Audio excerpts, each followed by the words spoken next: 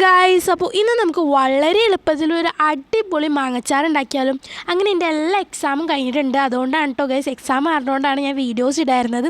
ഇനി മുതൽ വീഡിയോസ് നമ്മൾ ഡെയിലി ഇടുന്നതാണ് കേട്ടോ ഗൈസ്. അപ്പോൾ 3 മാങ്ങ എടുത്തിട്ടുണ്ട്. അത് ഞാൻ തൊണ്ടേപ്പാടിയാണ് അച്ചാർ ഇടുന്നത്. നിങ്ങൾക്ക് എങ്ങനെ വേണമെങ്കിലും ഇടാം കേട്ടോ ഗൈസ്, തൊണ്ടില്ലാണ്ടായാലും കുഴപ്പമില്ല.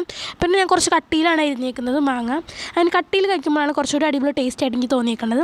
ഇനി നമുക്ക് ആ മാങ്ങയിലേക്ക് 1 ടീസ്പൂൺ ഉപ്പിട്ടതിന് ശേഷം നന്നായിട്ടൊന്ന് പുരട്ടി 1 മണിക്കൂർ മാറ്റി വെക്കാം കേട്ടോ. അപ്പോൾ തന്നെ അതിൻ്റെ ഉള്ളിൽ നിന്ന് വെള്ളമൊക്കെ നന്നായിട്ട് ഇങ്ങനെ ഇറങ്ങും കേട്ടോ. അങ്ങനെ തന്നെ കഴിക്കാൻ അടിപൊളി ടേസ്റ്റാണ്. പക്ഷേ നമ്മളിവിടെ നിന്ന് അച്ചാറാണ് ഇടാൻ പോകുന്നത്. അതിനായിട്ട് ഞാൻ കുഞ്ഞാന്ന് അരിഞ്ഞു വെച്ചേക്കുന്ന വെളുത്തുള്ളി, ഇഞ്ചി, അതേപോലെ തന്നെ 2 പച്ചമുളക്, പിന്നെ ഒരു ചട്ടി ചൂടാവാനായിട്ട് വെച്ചിട്ടുണ്ട്.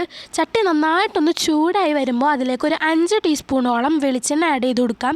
ഇനി എണ്ണയും ഒന്ന് നന്നായിട്ടൊന്ന് ചൂടായി വരുമ്പോൾ അതിലേക്ക് ഒരു 1/2 ടീസ്പൂണോളം നമ്മുടെ കടുക് കുട്ടനെ ഇട്ട് കൊടുക്കാം കേട്ടോ. കടുക് കുട്ട നന്നായിട്ട് പൊട്ടി വരുമ്പോൾ തന്നെ അടുപ്പിൽ നിന്ന് സാധനം എടുത്ത് മാറ്റിയിട്ടുണ്ട്. വേറൊന്നും കൊണ്ടല്ല, ഇഞ്ചി വെളുത്തുള്ളി ഇടുമ്പോൾ പൊട്ടിത്തെറിക്കുമെന്നൊരു കുട്ടി പേടിയുണ്ട് കേട്ടോ ഗൈസ്. അതുകൊണ്ടാണ് ഞാൻ ഗ്യാസ് ഓഫ് ചെയ്തിട്ട് നിലത്ത് ഇറക്കി വെച്ചത്.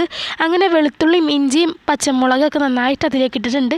എന്നിട്ട് പിന്നെ വീണ്ടും ഗ്യാസ് ഓണാക്കി അതിൽ വെച്ചിട്ടുണ്ട്. ഇനി നമുക്ക് ഇത് നന്നായിട്ടൊന്ന് ഇങ്ങനെ വഴറ്റി കൊടുക്കണം കേട്ടോ ഗൈസ്.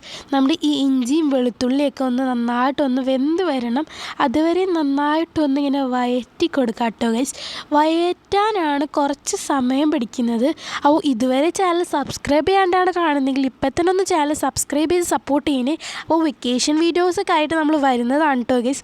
ഇനി നന്നായിട്ടൊന്ന് വഴഞ്ഞ് വരുമ്പോൾ നമുക്ക് അതിലേക്ക് എന്ത് ചെയ്യണം, ഒരു 1.5 ടീസ്പൂണോളം മുളക് പൊടി ഇട്ട് കൊടുക്കാം. നിങ്ങൾക്ക് ആവശ്യത്തിനുള്ള മുളക് പൊടി ഇട്ട് കൊടുക്കാം കേട്ടോ.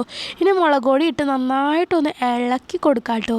ഇനി നമുക്കതിലേക്ക് ഒരു 1/2 ടീസ്പൂണോളം മഞ്ഞൾപ്പൊടിയും കൂടി ആഡ് ചെയ്ത് കൊടുക്കുന്നുണ്ട്. ഇനി ഇതും നന്നായിട്ടൊന്ന് മിക്സ് ചെയ്യാം. അതിന് ശേഷം നമ്മളത് ഒന്ന് ഇളക്കിയതിന് ശേഷം ഗ്യാസ് ഓഫ് ചെയ്യാം കേട്ടോ. ഇനിയാണ് നമ്മൾ 1 മണിക്കൂർ മാറ്റി വെച്ചേക്കണം നമ്മുടെ മാങ്ങ ഉണ്ടല്ലോ, അതിൽ നിന്ന് നന്നായിട്ട് വെള്ളമൊക്കെ ഇറങ്ങി വന്നിട്ടുണ്ടാകും. അത് നമ്മുടെ ഈ ഒരു മിക്സിലേക്ക് ആഡ് ചെയ്ത് കൊടുക്കാം. ഇങ്ങനെ തന്നെ ഈ മാങ്ങ ഉപ്പ് ഇങ്ങനെ പുരട്ടി തിന്നാൻ അടിപൊളി ടേസ്റ്റാണ് കേട്ടോ. ഞാൻ കുറച്ചൊക്കെ കഴിച്ചിട്ടുണ്ടായിരുന്നു അങ്ങനെ. അതുകൊണ്ട് മാങ്ങ കുറച്ച് കുറഞ്ഞിട്ടുണ്ട് കേട്ടോ ഗൈസ്. ഇനി നമ്മുടെ മാങ്ങ മൊത്തത്തിലൊന്ന് കമത്തി കൊടുത്തിട്ടുണ്ട്. അത് നല്ല വെള്ളമൊക്കെ ഒലിച്ച മാങ്ങയാണ് കേട്ടോ ഗൈസ്. ഇനി നമുക്കിത് നല്ല രീതിക്ക് അടുപ്പിൽ വെച്ച് ഒന്ന് ഇങ്ങനെ ഇളക്കി കൊടുക്കാം. ഇളക്കിയിട്ട് നന്നായിട്ടൊന്നും ഇങ്ങനെ പുരട്ടി കൊടുക്കണം. മാങ്ങയിൽ നന്നായിട്ട് മസാലയൊക്കെ ഒന്ന് പിടിക്കണം. അതിന് ശേഷം അതിലേക്ക് ആവശ്യത്തിന് ഉപ്പ് ആഡ് ചെയ്ത് കൊടുത്തിട്ടുണ്ട്. പിന്നെ ആണെങ്കിൽ ഒരു ടീസ്പൂണോളം വിനാഗിരി ഒഴിച്ച് കൊടുക്കുന്നുണ്ട് കേട്ടോ.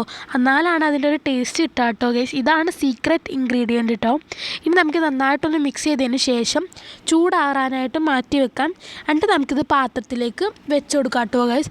ഇത് എത്ര ദിവസം ഇരിക്കുന്നോ അത്ര ദിവസം അടിപൊളി ടേസ്റ്റ് ആയിരിക്കും കേട്ടോ ഗൈസ്. നല്ല അടിപൊളി ടേസ്റ്റാണ്. അത് നല്ല ചൂട് ചോറും ഈ അച്ചാറൊക്കെ കൂട്ടി കഴിക്കാൻ അടിപൊളി ടേസ്റ്റാണ് കേട്ടോ ഗൈസ്.